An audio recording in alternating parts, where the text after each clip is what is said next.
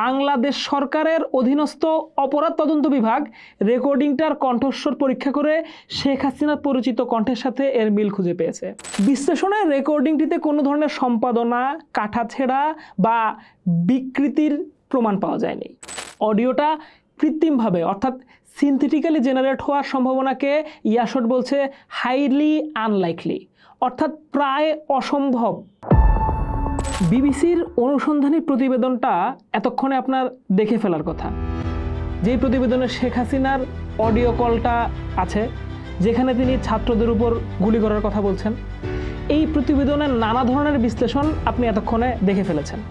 আমাদের মনে হয়েছে এই প্রতিবেদনের সর্বশেষ লাস্ট স্ক্রিনটা এইটা একটু আলাপের জায়গা।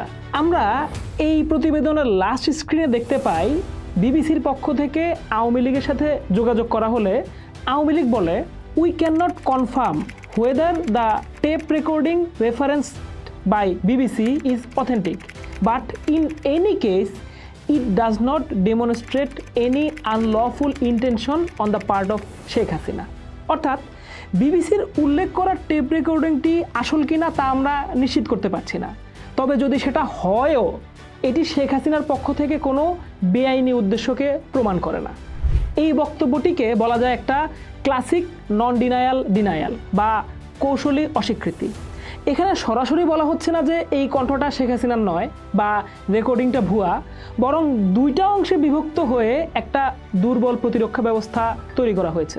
প্রথমে সন্দেহ তৈরি করে বলা হলো আমরা নিশ্চিত করতে পারছি না। এই বাক্যটি দিয়ে রেকর্ডিংটির সত্যতা নিয়ে ধোঁয়াশা তৈরি করার চেষ্টা করা হয়েছে, যদিও এটাকে সরাসরি মিথ্যাও বলছে না তারা। এরপরে বলছে বাট ইন এনি কেস, এই অংশটা সবচেয়ে গুরুত্বপূর্ণ। এখানেই কার্যত মেনে নেওয়া হচ্ছে যে রেকর্ডিংটা আসল হলেও এর পিছনে শেখ হাসিনার উদ্দেশ্য বেআইনি ছিল না। এবার আসেন এই অডিওটাকে বিশ্লেষণ করি আর আওয়ামী লীগের এই দ্বিধা বিভক্ত বক্তব্যটাকেও ব্যবচ্ছেদ করি।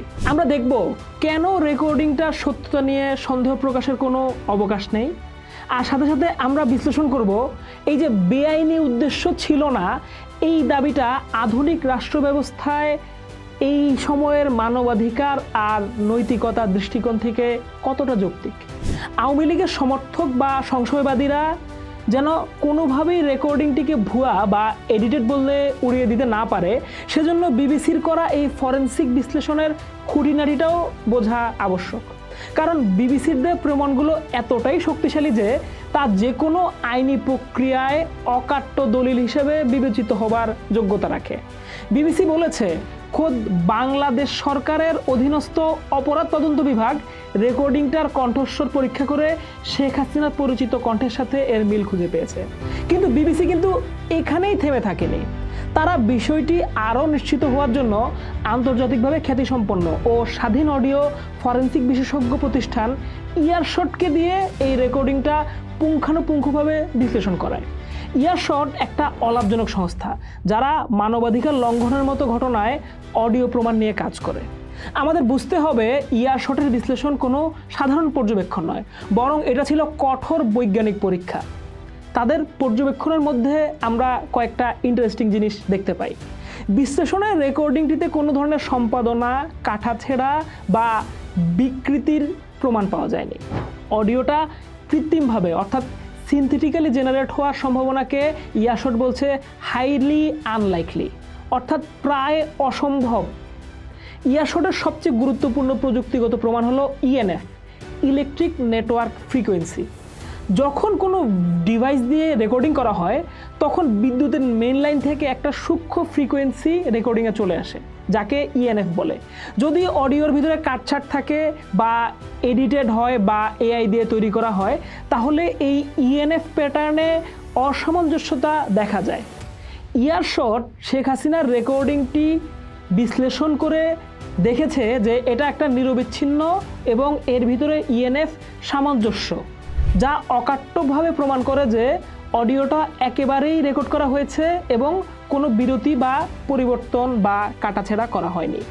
বিশেষজ্ঞরা শেখ হাসিনার বাচনভঙ্গি, কথার ছন্দ, স্বরের ওঠানামা, শ্বাসের শব্দ এবং রেকর্ডিংয়ের ধারাবাহিক নয়েজ লেভেল বিশ্লেষণ করে নিশ্চিত হয়েছেন যে এটা শেখ হাসিনারই স্বাভাবিক কণ্ঠস্বর।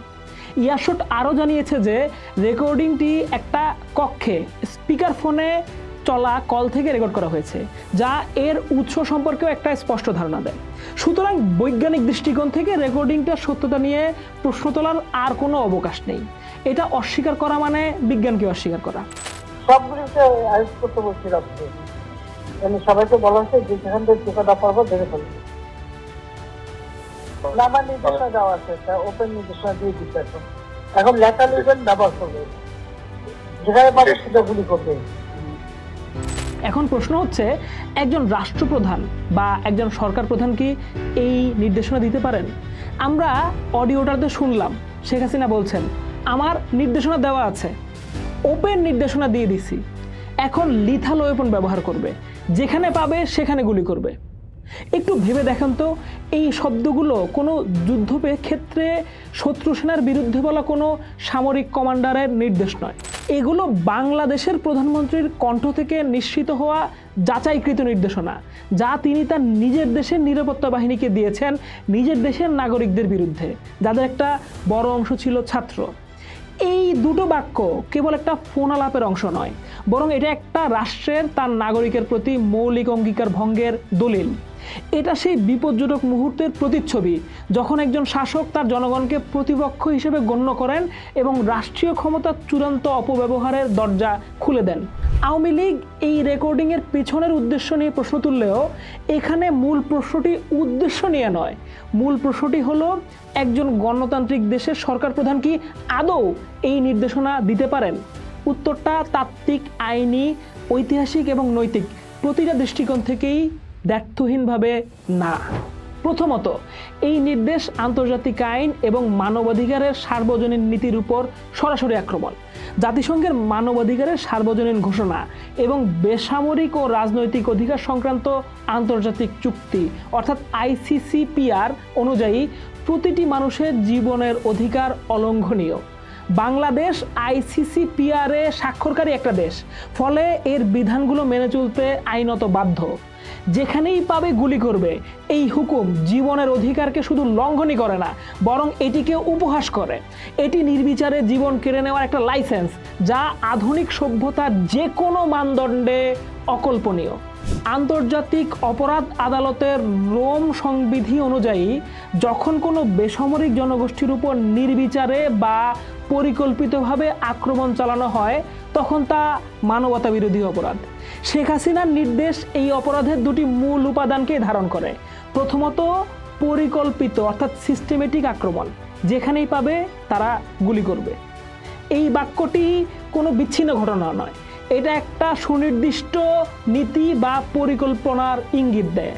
একটা নিরাপত্তা বাহিনীকে পরিস্থিতি অনুযায়ী ব্যবস্থা নেওয়ার স্বাধীনতা দিচ্ছে না, বরং একটা পূর্ব নির্ধারিত হত্যাকাণ্ড চালানোর নির্দেশনা দিচ্ছে। দ্বিতীয়ত, অপরাধমূলক উদ্দেশ্য।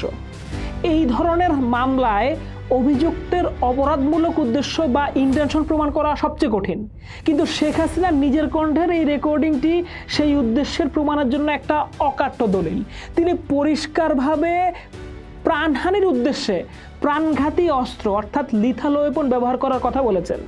আন্তর্জাতিক মানবাধিকার আইনজীবী টবি কাডম্যানের মতে এই কারণেই এই রেকর্ডিংটি এত বেশি গুরুত্বপূর্ণ।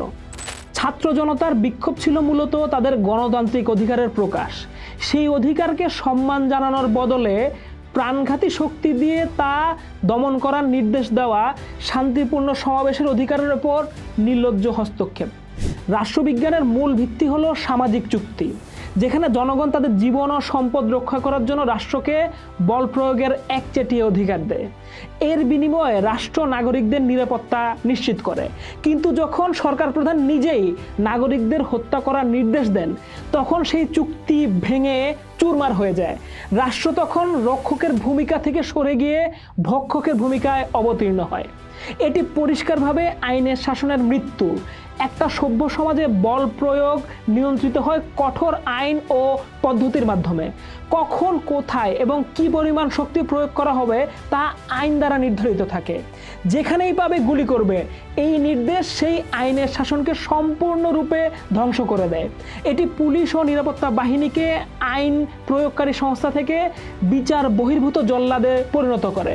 এটা বিচার ব্যবস্থাকে পাশ কাটিয়ে সরাসরি মৃত্যুদণ্ড দেওয়ার শামিল। ইতিহাস বারবার সাক্ষী দিয়েছে, যখনই কোনো শাসক তার জনগণকে দমন করার জন্য এমন চরম ভাষা ব্যবহার করেছে, তখনই সেখানে ভয়াবহ মানবিক বিপর্যয় নেমে এসেছে। লিবিয়ায় মুয়াম্মর গাদ্দাফি তার জনগণের একাংশকে ইঁদুর আখ্যা দিয়ে নির্মূল করে। আমরা দেখেছি কম্বোডিয়ায় পল পট নিজের দেশের জনগণকে ভ্রষ্ট বলে হত্যা করতে বলে। চিলির স্বৈরশাসক আগাস্তো তার রাজনৈতিক বিরোধীদের নিশ্চিহ্ন করার জন্য একই বিচার বহির্ভূত হত্যাকাণ্ডের পথ বেছে নিয়েছিলেন। শেখ হাসিনার এই নির্দেশ তাকে দুর্ভাগ্যজনকভাবে সেই সব স্বৈরশাসকদের কাতারে দাঁড় করিয়ে দেয়, যারা ক্ষমতা টিকিয়ে রাখার জন্য নিজের দেশের মানুষের রক্ত ঝরাতে দ্বিধাবোধ করেনি। এটা প্রমাণ করে তার কাছে আন্দোলনকারীরা ছিলেন নির্মূলযোগ্য শত্রু। একজন প্রধানমন্ত্রী বা সরকার প্রধান সমগ্র জাতির অভিভাবক। তার দায়িত্ব হলো বিভেদ দূর করে জাতীয় ঐক্য প্রতিষ্ঠা করা। কিন্তু যখন তিনি দেশের একটা অংশকে গুলি করার নির্দেশ দিয়ে দেন, তখন তিনি নিজেই বিভাজনের প্রধান স্থপতি হয়ে ওঠেন এবং রাষ্ট্র ও জনগণের মধ্যে একটা স্থায়ী অবিশ্বাসের দেয়াল তৈরি করে দেন। একটা সরকারের প্রথম ও প্রধানতম দায়িত্ব হলো তার নাগরিকের জীবন রক্ষা করা। শেখ হাসিনার ফাঁস হওয়া নির্দেশটি সেই মৌলিক নৈতিকতার সম্পূর্ণ বিপরীত। এটা সেই মুহূর্তের দলিল যখন ক্ষমতা রক্ষা করার আকাঙ্ক্ষা মানুষের জীবনের মূল্যের চেয়েও অনেক বড় হয়ে উঠেছিল। তাই আওয়ামী লীগের বেআইনি উদ্দেশ্য ছিল না, দাবিটি কেবল একটা দুর্বল রাজনৈতিক সাফাই নয়, এটা আধুনিক রাষ্ট্র ব্যবস্থা ও মানবিকতার মৌলিক নীতির প্রতি একটা চরম উপহাস। আওয়ামী লীগের দেওয়া বক্তব্যটি আত্মরক্ষার একটা ব্যর্থ প্রচেষ্টা মাত্র। ফরেনসিক প্রমাণ রেকর্ডিংটির সত্যতাকে সংশয়াতীতভাবে প্রতিষ্ঠা করেছে। আর আওয়ামী লীগ যখন বলে তার বেআইনি উদ্দেশ্য ছিল না, এই দাবিটি তাত্ত্বিক, আইনি, ঐতিহাসিক এবং নৈতিক সব মানদণ্ডেই অগ্রহণযোগ্য। যেখানেই পাবে গুলি করবে, এই শব্দগুলো নিছকই রাগের বশে বলা কোনো কথা নয়। এটা একটি রাষ্ট্রপ্রধানের পক্ষ থেকে তার নিরাপত্তা বাহিনীকে দেওয়া একটা সুনির্দিষ্ট নির্দেশ, যার উদ্দেশ্য ছিল ভয় দেখিয়ে হত্যা করে একটা গণ আন্দোলনকে হত্যা করা। বিবিসির এই প্রতিবেদন এবং যাচাইকৃত অডিওটি তাই শুধু একটা সংবাদ নয়, এটা একটা ঐতিহাসিক দলিল। এটা সেই মুহূর্তকে ধারণ করেছে যখন একজন শাসক তার জনগণের বিরুদ্ধে যুদ্ধ ঘোষণা করেছিলেন এবং মানবতা বিরোধী অপরাধের পথে পা বাড়িয়েছিলেন। এই অডিও টেপটি এখন কেবল শেখ হাসিনার বিরুদ্ধে একটা প্রমাণ নয়, এটা ভবিষ্যৎ বাংলাদেশের জন্য একটা সতর্ক বার্তাও বটে, যেন ক্ষমতার এমন নির্লজ্জ অপব্যবহার আর কখনো ফিরে না আসে। পোস্ট দেখুন, ভাবুন, করুন। থাকুন পোস্টের সাথেই।